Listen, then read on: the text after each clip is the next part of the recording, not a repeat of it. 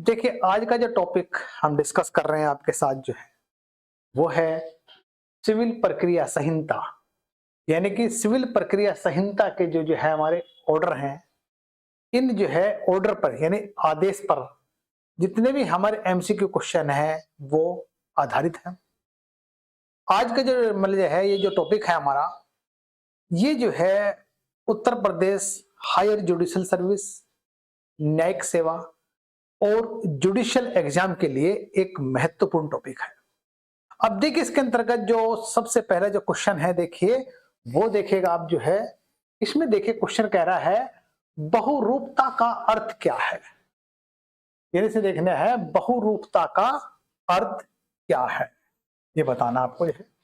वाद कारणों का कुसंयोजन, बी में पक्षकारों का कुसंयोजन, सी में है पक्षकारों का असंयोजन और डी है मतलब देखिए वाद कारणों और पक्षकारों का कुसंयोजन। अब देखिए जो इसके अंतर्गत जो आंसर बनेगा वो बनेगा डी, यानी वाद कारणों एवं पक्षकारों का कुसंयोजन। तो आंसर बना इसका डी। अब देखिए वाद में जो है, ये वाद में जो पक्षकारों और वाद कारणों का कुसंयोजन को तकनीकी रूप से बहुरूपता जाना जाता है। यानी कि मतलब समझिए किसी भी वाद में पक्षकारों और वाद कारणों का जो कुसंयोजन है को तकनीकी रूप से बहुरूपता के नाम से जाना जाता है या बहुरूपता कहा जाता है। तो आंसर बना इसका हमारा डी। नेक्स्ट क्वेश्चन देखिए आपका, सिविल प्रक्रिया संहिता के अंतर्गत जहां एक व्यक्ति जो वाद का एक आवश्यक पक्षकार है उसे पक्षकार के रूप में संयोजित नहीं किया जाता है, यह मामला है कुसंयोजन का, असंयोजन का, दोनों और ए बी का, डी उपरोक्त में से कोई नहीं। अब देखिए इसका जो आंसर बनेगा वो बनेगा असंयोजन, यानी बी आंसर। असंयोजन इसका आंसर बन जाता है। अब देखिए जहां किसी ऐसे व्यक्ति को जो किसी वाद का आवश्यक पक्षकार है, यानी समझिए जहां किसी ऐसे व्यक्ति को जो किसी वाद का आवश्यक पक्षकार है वाद में एक पक्षकार के रूप में सम्मिलित नहीं किया जाता है, तो यह एक असंयोजन का मामला है। समझने का मतलब क्या है, देखिए आप जो है, यानी कि देखिए एक बार फिर देखिए, जहां किसी ऐसे व्यक्ति को जो किसी वाद में आवश्यक पक्षकार है और उस वाद में एक पक्षकार के रूप में उसे सम्मिलित नहीं किया जाता है, तो क्या हो गया हमारा, यह एक असंयोजन का मामला हो गया। तो आंसर बना हमारा बी। नेक्स्ट, जिस प्रतिवादी को समन जारी किए गए हैं वह हाजिर हो सकता है, ए स्वयं, बी विधिवत मान्यता प्राप्त एजेंट द्वारा, सी अधिवक्ता द्वारा, डी उपरोक्त सभी। अब देखिए इसमें देखिए आपका जो आंसर बनेगा वो डी उपरोक्त सभी। यानी कि देखिए मतलब जो है सिविल प्रक्रिया संहिता का जो आदेश 5 यानी आदेश 5 और नियम 1, यानी सिविल प्रक्रिया संहिता का आदेश 5 और नियम 1 उपनियम 2 के अनुसार जिस प्रतिवादी के नाम समन जारी किया गया है वह स्वयं उपस्थित हो सकता है, प्लेडर द्वारा या फिर मान्यता प्राप्त एजेंट द्वारा हाजिर हो सकता है। आंसर बना इसका डी। नेक्स्ट, वाद कारणों का संयोजन संहिता के किस प्रावधान में वर्णित है। अब देखिए इसमें जो है, यानी वाद कारणों का संयोजन संहिता के किस प्रावधान में वर्णित है। अब देखिए इसमें आंसर बनेगा आदेश 1, 2 नियम 3, आदेश 2 नियम 2, आदेश 2 नियम 1, आदेश 1 नियम 2। अब देखिए इसमें जो आंसर बनेगा वो बनेगा ए आदेश 2 नियम 3, यानी आंसर बन गया इसका ए। अब देखिए मतलब जो है अगर हम बात करते हैं, देखिए सिविल प्रक्रिया संहिता के आदेश 2 नियम 3 के अनुसार यथा अन्यथा उपबंधित को छोड़कर कोई वाद उसी प्रतिवादी या फिर जो है उन्हीं प्रतिवादियों के विरुद्ध विभिन्न वाद कारणों का संयोजन कर सकता है। और यदि मामला आदेश 1 नियम 3 के अंतर्गत आता है तो वह विभिन्न वाद कारणों का संयोजन विभिन्न प्रतिवादियों के विरुद्ध कर सकता है। समझ गए? देखिए आंसर बना इसका ए। नेक्स्ट, प्रतिवादी से यह अपेक्षित है कि वह उस पर समन तामील किए जाने की तारीख से 30 दिन के भीतर अपना लिखित कथन प्रस्तुत करे, किंतु यदि वह 30 दिन की अवधि के भीतर ऐसा करने में असफल रहता है तो उसको किसी अन्य दिन जो न्यायालय द्वारा विनिर्दिष्ट किया जाए प्रस्तुत करने के लिए अनुज्ञात किया जाएगा, किंतु जिसकी अवधि अधिक नहीं होगी। ए 45 दिन से, बी 60 दिन से, सी 90 दिन से और डी 120 दिन से। अब देखिए जो अवधि जो है वो 90 दिन से अधिक नहीं होगी, तो आंसर बना सी। अब देखिए है अगर हम बात करते हैं सिविल प्रक्रिया संहिता के आदेश 5 नियम 1 की बात करते हैं, यानी कि जो है आदेश 5 नियम 1 का द्वितीय प्रांतुक के अनुसार यदि प्रतिवादी 30 दिन की अवधि में लिखित कथन प्रस्तुत करने में असफल रहता है तो न्यायालय द्वारा कारण अभिलिखित करते हुए उस अवधि में वृद्धि की जा सकेगी जो भी दशा में 90 दिन से अधिक नहीं होगी। तो आंसर बना हमारा सी। नेक्स्ट,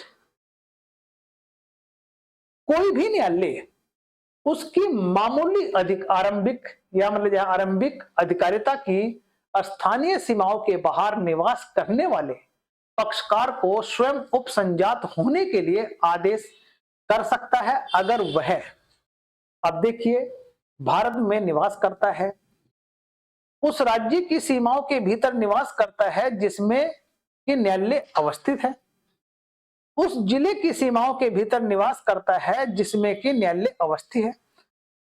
डी, न्याय सदन में, यानी कि न्याय सदन में एक निश्चित समय के भीतर निवास करता है। तो आंसर बना इसका डी। आंसर बन जाता है इसका डी। अब देखिए अगर हम बात करते हैं सिविल प्रक्रिया संहिता के आदेश 5 नियम 4 के अनुसार किसी भी पक्षकार को स्वयं उपसंजित या उपस्थित होने के लिए केवल तभी आदेश दिया जाएगा जब वह, यानी कब आदेश, जब वह न्यायालय की मामूली आरंभिक अधिकारिता के स्थानीय सीमाओं के भीतर निवास करता है, या फिर कह सकते हैं न्यायालय की स्थानीय सीमाओं के बाहर किंतु न्यायालय से 50 मील से कम, या फिर जहां भी उस स्थान का या फिर जहां वह निवास करता है उस स्थान से उस जहां न्यायालय उस स्थान से जहां न्यायालय स्थित है बीच 50 दूरी तक रेल या स्टीमर संचार अन्य स्थापित लोक परिवहन है, वह 200 मील से यानी कि कम दूर है। तो देखिए आंसर बना इसका हमारा डी। नेक्स्ट, प्रतिवादी पर दस्ती समन तामील करने के लिए, यानी प्रतिवादी पर दस्ती समन तामील करने के लिए सिविल प्रक्रिया संहिता के अंतर्गत वादी को दिया जा सकता है। ए, आदेश 5 नियम 9 के, आदेश 4 नियम 5 के अंतर्गत 7 के अंतर्गत, आदेश 6 नियम 7 के अंतर्गत, आदेश 5 नियम 9 के अंतर। तो आंसर बनेगा इसका ए, यानी आदेश 5 नियम 9 के अंतर्गत जो है। अब देखिए हम जो है आदेश 5 नियम 9 के अनुसार, ये 9 के अनुसार सामान्यतः समन की जो तामील है न्यायालय के अधिकारी द्वारा कराई जाती है, लेकिन वादी स्वयं अपने द्वारा प्रतिवादी द्वारा समन की तामील करने के लिए आवेदन कर सकता है, और ऐसा आवेदन किए जाने पर वादी को समन प्रदत्त कर दिया जाएगा और वादी समन की तामील सिविल प्रक्रिया संहिता में विहित रीति से ही करा सकेगा। तो आंसर बना हमारा ए। नेक्स्ट, सिविल प्रक्रिया संहिता के अंतर्गत जब समन की तामील प्रतिवादी के घर पर अनुपस्थिति के कारण उचित समय से नहीं की हो पाती है तो समन की तामील की जा सकती है प्रतिवादी के नौकर का, वयस्क बेटे को, अवयस्क पुत्री को, ये डी मुनीम को। देखिए आंसर बनेगा इसमें, ये बनेगा बी, वयस्क बेटे को। अब देखिए इसमें अगर हम बात करते हैं नंबर जो है आदेश 5 नियम 15 के अनुसार, किसी वाद में प्रतिवादी अपने स्थान से उस समय अनुपस्थित है जब उस पर समन की तामील की जानी है और समन प्रतिग्रहण करने के लिए सशक्त कोई अभिकर्ता नहीं है, वहां तामील प्रतिवादी के कुटुंब के ऐसे किसी भी वयस्क सदस्य पर की जा सकती है, चाहे वह स्त्री हो या पुरुष हो की जा सकेगी और उसके साथ ही निवास कर रहा हो। तो आंसर बना हमारा बी। नेक्स्ट, समन की तामील किए जाने पर प्रतिवादी निवास स्थान से अनुपस्थित मिलता है और युक्त समय के भीतर, ठीक है, उसके लौटने की संभावना नहीं है। ऐसी स्थिति में समन्स की तामील उसके साथ निवास करने वाले सेवक, अवयस्क पुत्री, वयस्क पुत्र, ये देखो मैं क्वेश्चन पहले डिस्कस कर चुका, तो आंसर बनेगा सी। ये हमारा सी बन जाता है। देखिए आपका ये है। नेक्स्ट क्वेश्चन देखिए मैंने,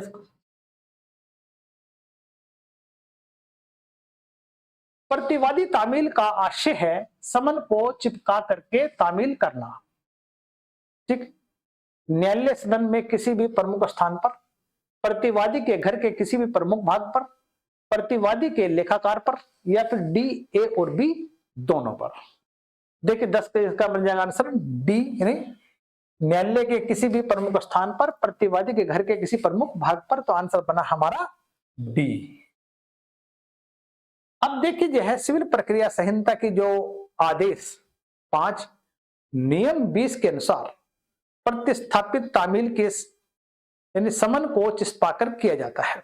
ए, न्यायालय के सूचना पट पर, प्रतिवादी के मकान के बाहर, या फिर कह सकते हैं प्रतिवादी के निवास स्थान में प्रचलित समाचार पत्र में प्रकाशित करके। तो आंसर बना हमारा डी। नेक्स्ट, जहां प्रतिवादी कारागार में परिरुद्ध है वहां निम्नलिखित में से किस प्रकार से समन्स की तामील की जाएगी? कारागार के बाहर चस्पा करके, कारागार के भीतर मजदूरी भेजकर, कारागार के बाहर साधक अधिकारी को समन्स देकर, या प्रतिवादी की तामील प्रतिवादी करके न्यायालय द्वारा ही प्रतिवादी को प्रोटेक्शन वारंट भेजकर। देखिए इसमें आंसर बनेगा सी, यानी कि कारागार के बाहर साधक अधिकारी को समस्त प्रतिवादी पर तामील हेतु परिदत्त करके। तो आंसर बना इसका सी। अब देखिए इसमें जो है आपका जो है, जब समन की जो तामील ऐसे व्यक्ति पर की जानी है जो कारागार में वादी है या बंद है, तो ऐसे समन डाक द्वारा या फिर वाहक द्वारा या फिर फैक्स द्वारा, मैसेज द्वारा, या फिर इलेक्ट्रॉनिक मेल्स सर्विस द्वारा, या फिर किसी भी अन्य साधन द्वारा उस कारागार के बाहर साधक पदाधिकारी के पास भेज दिया जाएगा। वह बाहर साधक पदाधिकारी उसे प्रतिवादी पर तामील करेगा और मूल प्रति पर अपने हस्ताक्षर करके उसे वापस न्यायालय को भेज देगा या प्रेषित करेगा। देखिए इसमें जो है ये आदेश 5 नियम 24 के अंतर्गत है। तो आंसर बना इसका देखिए हमारा सी। नेक्स्ट, कै अपने वाद में कुछ संशोधन करना चाहता है, यानी कै अपने वाद में कुछ संशोधन करना चाहता है, प्रतिवादी ऐसे संशोधन का विरोध करता है। न्यायालय को संशोधन की अनुमति देनी चाहिए या नहीं, यदि नहीं तो कब? देखिए इसमें यह है, जब सही निष्कर्ष पर पहुंचने के लिए ऐसा किया जाना आवश्यक है, जब ऐसा किया जाना वाद की बहुलता को रोकने के लिए आवश्यक है, जब वाद की प्रकृति में सारभूत परिवर्तन हो जाता है, जब वाद का विचारण में विलंब होने की संभावना हो। देखिए इसका आंसर बनेगा सी, यानी कि देखिए ये बन जाता है जब वाद की प्रकृति सारभूत परिवर्तन हो जाता है, तो आंसर बना इसका सी। अब देखिए मतलब जो है सिविल प्रक्रिया संहिता की जो आदेश 6 नियम 17 के अनुसार न्यायालय कार्रवाई को किसी भी प्रकरण पर यानी कि उसमें या उसके किसी भी पक्षकार को उसके अभिवचन में ऐसी रीति से और ऐसे शर्तों पर जो न्यायालय पूर्ण हो यानी न्याय पूर्ण हो और संशोधन करने की अनुमति दे सकेगा, एवं ऐसे सभी संशोधन जो पक्षकारों के बीच किसी विवादग्रस्त प्रश्न के अवधारणा के लिए आवश्यक प्रतीत हो या किए जाएंगे। तो आंसर बना देखिए इसका हमारा ये सी आंसर बन जाता है। नेक्स्ट, स्वैच्छिक संशोधन के संबंध में प्रावधान किसके अंतर्गत किया गया है? अब देखिए स्वैच्छिक मत पूछ रहा वो जो है ये बन जाता हमारा आदेश 6 नियम 7, ये आंसर बन जाता है इसका। यानी कि स्वैच्छिक संशोधन के संबंध में प्रावधान किसके अंतर्गत किया गया है? ये आदेश 6 नियम 7 दंड प्रक्रिया संहिता के अंतर्गत नहीं, सॉरी है। नेक्स्ट, अभिवचन से अभिप्रेत है, यानी अभिवचन से क्या अभिप्राय है? ए केवल वाद पत्र, केवल लिखित पत्र, वाद पत्र एवं लिखित पत्र दोनों से, यानी आंसर बन जाता है इसका सी।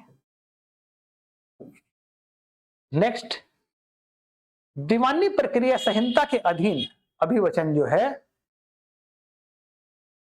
से अभिप्रेत है, वाद पत्र, लिखित पत्र, यानी आंसर सी बन जाता है इसका। देखिए आप जो है, अब देखिए मतलब जो है इसमें जो है सिविल प्रक्रिया संहिता के आदेश 6 नियम 1 के अनुसार अभिवचन से वाद पत्र या लिखित कथन दोनों से अभिप्राय है या अभिप्रेत है, तो आंसर बना सी।